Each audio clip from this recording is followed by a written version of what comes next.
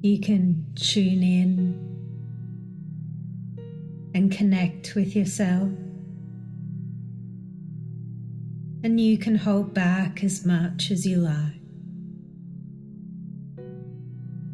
Connect and tune in wherever you are, as you are, and maybe even more actively. Give yourself permission to relax now. You're perfect, just as you are. And there's no right or wrong way to do hypnosis.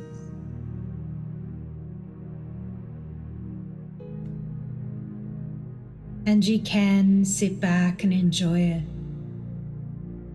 as you can find, hear the music gently playing in the background. You might notice it becomes a little closer, a little clearer,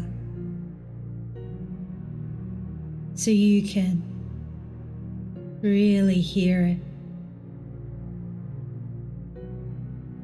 I don't know if you notice where you are. That music's playing around you. What kind of environment you are in, and what you can see.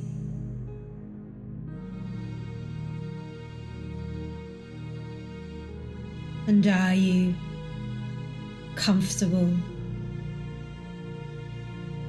Is the ground under your feet hot, warm? Is the chair to your liking as you can hear the music? I wonder if you can feel the sensations through the music. Or is it just the floor and the chair and the air on your skin? And I don't know how long this piece of music is. You can take as long as you like, noticing your environment and feeling whatever was in your environment that you were in contact with at the time.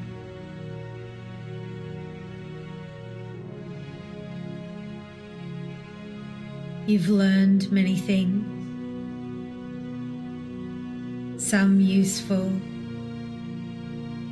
some not. And some things, in order to learn them, you had to unlearn what you thought you knew.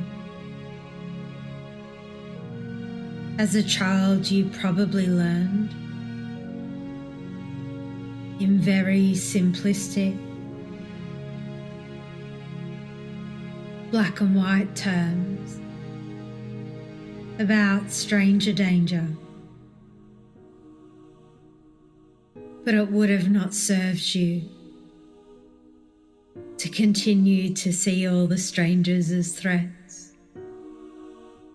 as you grow and mature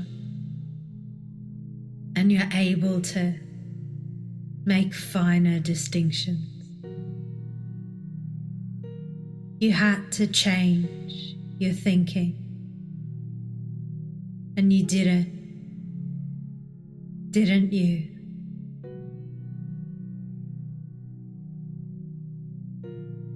The truth is, change is inevitable. You cannot not change. In fact, history shows If you try to stop change, you are doomed to failure. If anything, change is probably the only constant in our lives. And as uncomfortable as change sometimes seems, for many, the truth is that constant change is the only thing that permits us to grow and develop.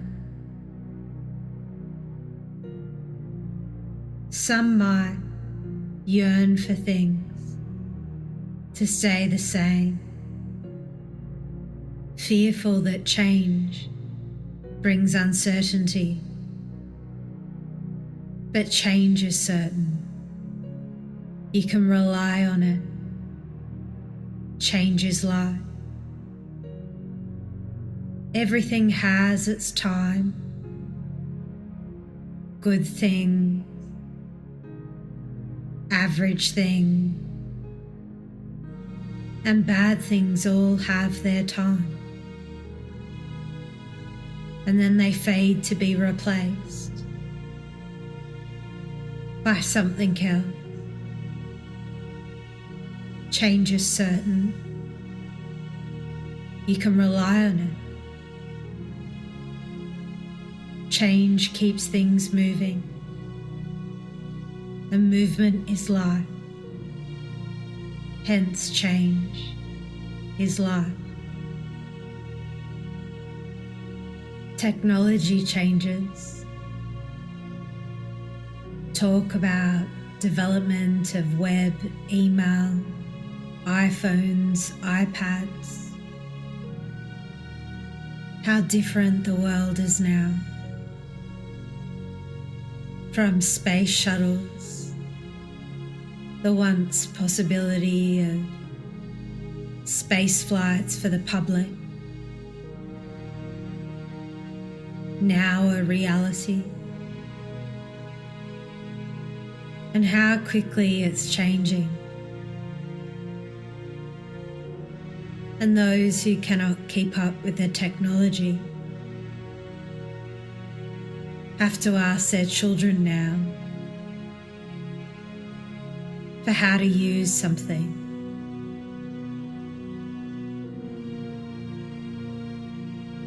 And in a more abstract way,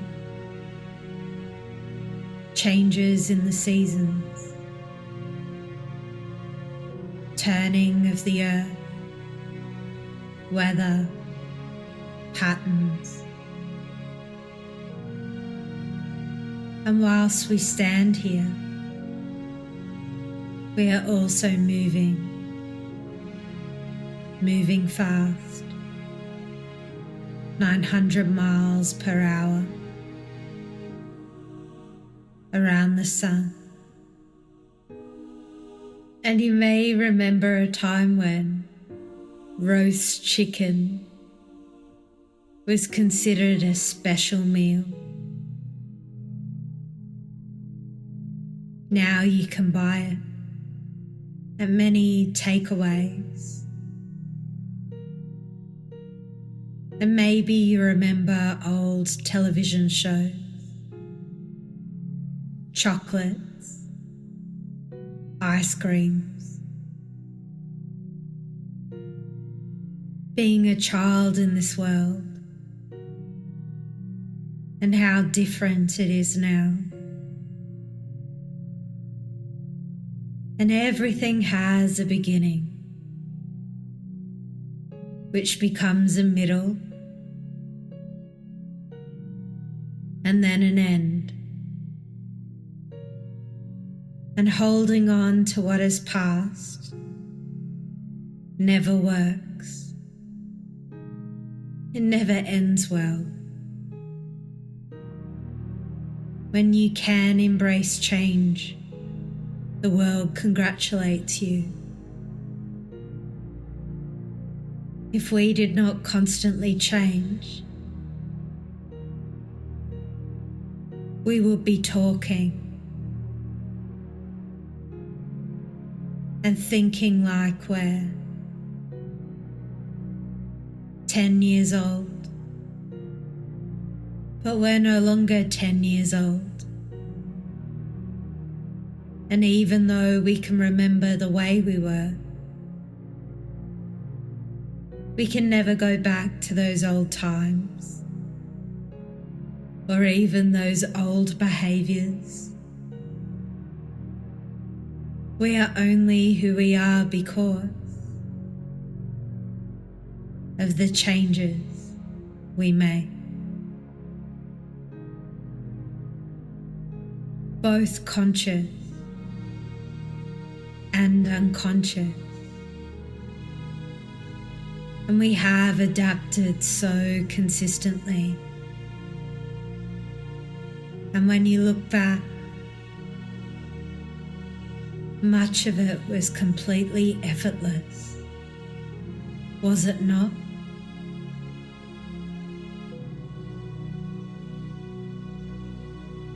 But as you hear me now, at some point in the future, you'll look back and remember what it used to be like and how comforting it must feel to look back and know how far you've come in such a short period of time, haven't you?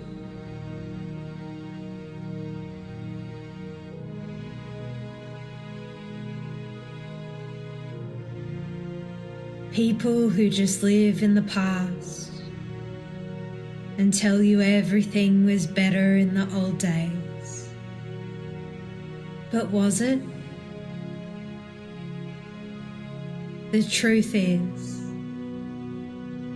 if you live in the past, you don't live here. And the truth is that this breath you're taking now, this easy and relaxing breath, in this very moment, this is your life.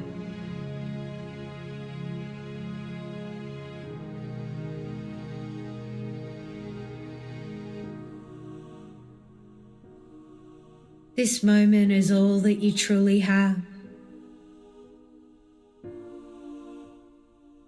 You cannot live in the past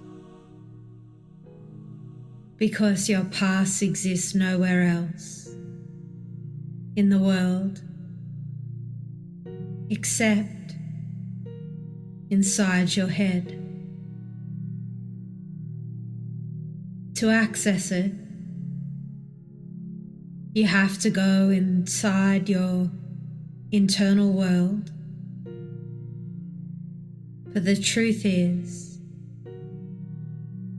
you never really leave the present when remembering the past. You have to think about the past to activate your memories. But not another person on the planet can access them, activate your memories, your remembers, exactly the way you do. Why? Because they're yours alone. They exist nowhere else. And although they seem real and accurate, they are at best your perception of what happened. They are the perceptions of a 10-year-old, a 15-year-old, a 20-year-old with a particular and individual way of looking at the world. You saw it through your lens, and you'll be surprised at just how different everyone's memory of something can be. After all, there's no one else in the world like you. And more still, there never has been, and there never will be again. And it is about the time you enjoyed being you, don't you think? The past is not a place to live, and people don't come to professionals like me to change their past. They come to change their future. And there is this tendency for people to entertain the idea that until they heal their past, they can never create their future. And that is like saying, I can't be happy until I was treated better as a child. Sometimes you just gotta let go of the past, because the past has let go of you.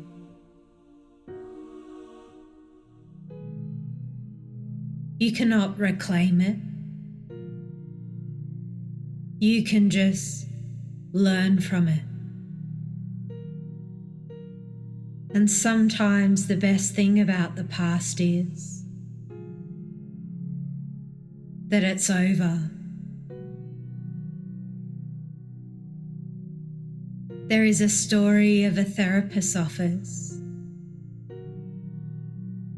and one of the items he has on the desk is a sign that reads tradition on one side and progress on the other. And what became very clear to everyone who visited was tradition and progress could not be separated. It was traditional to progress, and progress is traditional. And it wasn't easy, was it?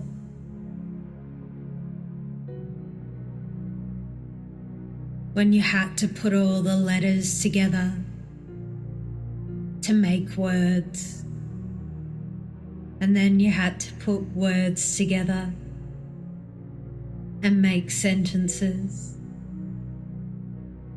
and you learned and learned.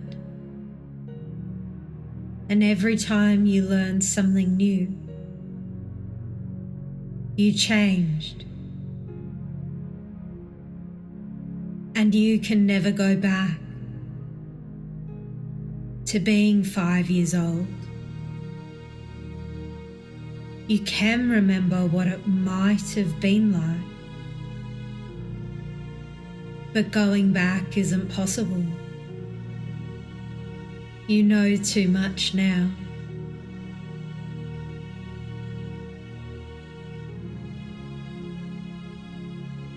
And for some, the uncertainties,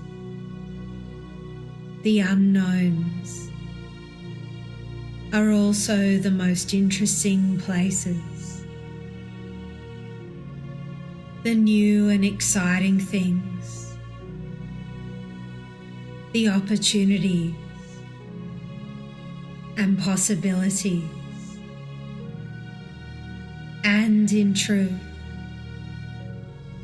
all of our potential that we haven't used yet sits in the places we're not certain about, in the places where discoveries are still possible.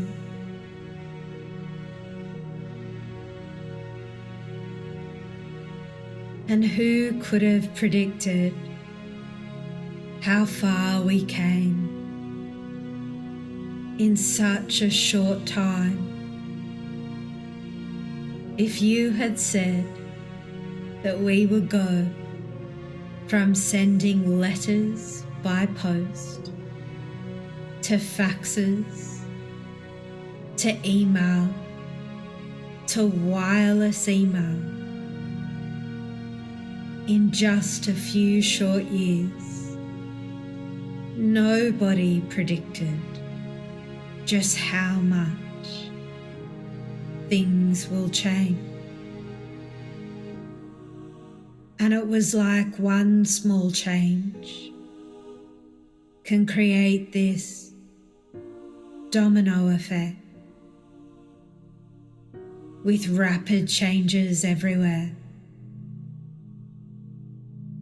None of us truly knows how far we can go now and into the near future. And it is nice to be pleasantly surprised by progress, is it not? And the great thing is that you don't have to understand the change or how it works. You just have to embrace it. There are many knowns and many unknowns. There are things you know and things you don't know. Then there are things that you think you do know, but you don't. And the things that you don't think that you know, but you do. And knowing what you know and not knowing what you don't know, it can be interesting to notice that it is not just what we don't know that trips us up, but the things we think we know that aren't so. And it's certainly true that the unknowns in our lives sometimes cause us concern. Life is full of ambiguous, uncertain situations, many social situations can be interpreted in different ways, and much of our language is not literal. People do not do what they say or say what they do. And certainly anything in the future is uncertain. You don't know what's going to happen today or tomorrow. But it's about embracing that uncertainty.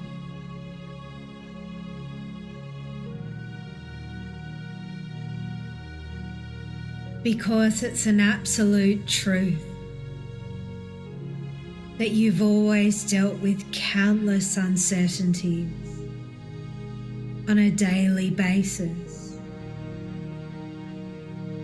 When you consider that as a 6-year-old, you as a 10-year-old, you as a 15-year-old dealt with the same constant uncertainties of life. Back then, you didn't know what would happen today or tomorrow any more than you do now.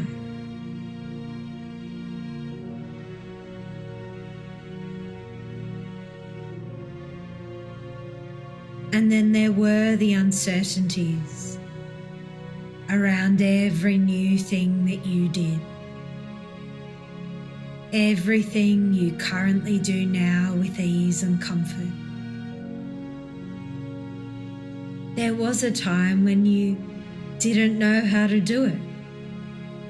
You didn't know how to walk.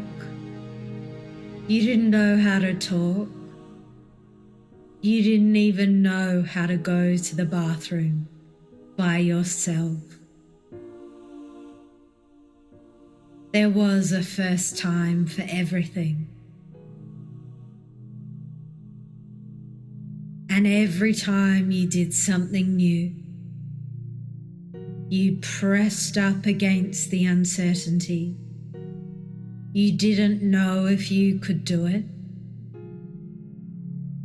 And sometimes you couldn't the first time, but you persisted. And what was once uncertain became certain. And you've done this all your life, thousands and thousands of times. The truth is, you can consider the uncertainty of life as a gift. If you could have a crystal ball and find out how everything would pan out in your life, would you really want to know? Would you really want to be deprived of those moments of surprise and excitement? Would you really never want to feel the anticipation of something new, or the tension of not knowing whether you're going to win or lose? Would you want everything to be certain? Would you want your life so predictable? For most of us, we want to know and not know. We want to have a level of predictability and a level of variety. And it's also fair to say that all of your potential, all of our future possibilities sit comfortably, not in the places where we're certain, but the places where we're not certain. We want everything, and we can do that because in ways that we don't consciously understand, we know we can handle the ambiguities of life, the unknown. We always have. And there's no reason why we can't continue to do so. And although I said the future's not predictable, in many ways, it really is. A future is determined. What we do now, here in the present. We have the power of foresight. If someone's cruel to their children, the future is predictable. If someone eats excessively, the future is predictable. If you work effectively with a clear goal in mind, the future is predictable. And the wonderful thing is, you don't have to hope that things will be better in the future. Hope is for people who don't know how to make it happen. Someone wise once said, the best way to predict the future is to create it. There are two ways that people can get themselves in a pickle. One is to not take sufficient responsibility, and the other is to take too much responsibility. There are things you can control, and there are things that you can't control. Someone wise once said, the key is to control what you can and let go of what you can't, and to have the wisdom to know the difference. And although in different contexts there can be some variations, in essence, you are irresponsible for everything within you.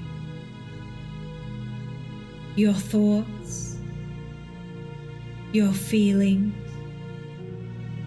your behavior. No one else controls you without your compliance. No one can make you feel angry, sad, anxious, or hopeless. They don't have that power.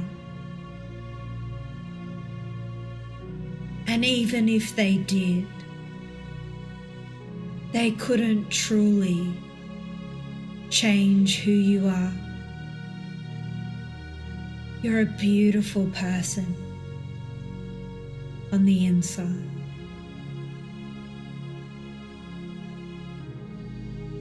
Sometimes unconsciously, sometimes check in consciously. Outside of you, you may be able to influence, but you do not control. Influence is not control, and you cannot be responsible for things that you cannot control. You cannot control the feelings of others. You cannot control their responses, only your own. And the fastest way to cause yourself stress and anxiety is to try and take responsibility for all the things that you can't control. And what's important to know is that it's not you. Maybe it was the way you were going about it. What most people don't understand is everything we do, everything we feel, and everything we think is a series of steps from the simplest activities like taking a shower or getting dressed in the morning.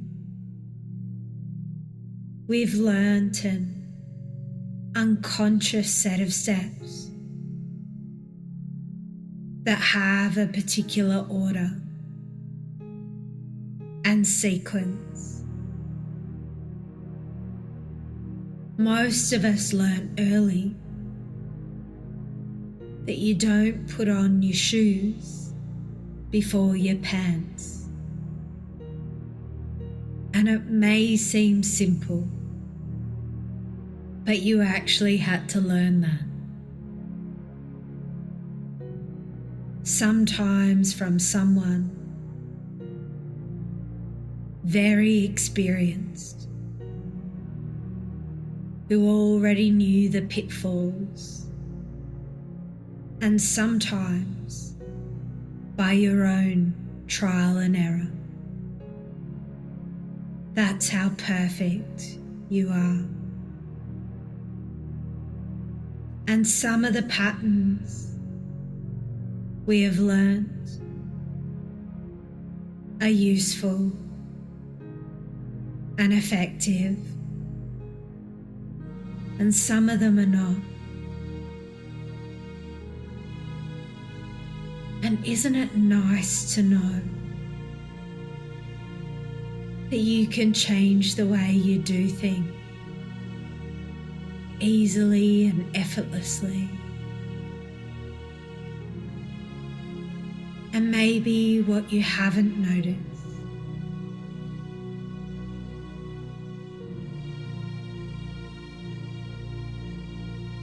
is how fabulous you are.